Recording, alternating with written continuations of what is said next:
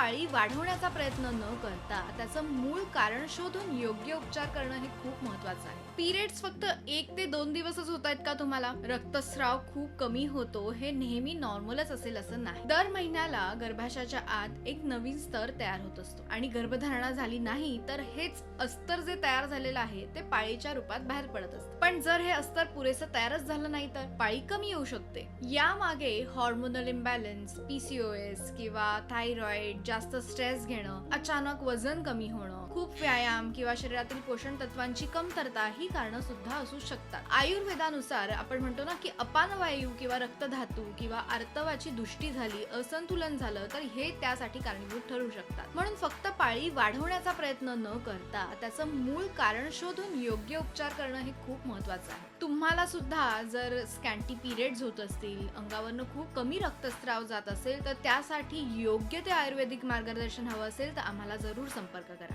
आणि अशाच टिप्ससाठी मला नक्की फॉलो करा.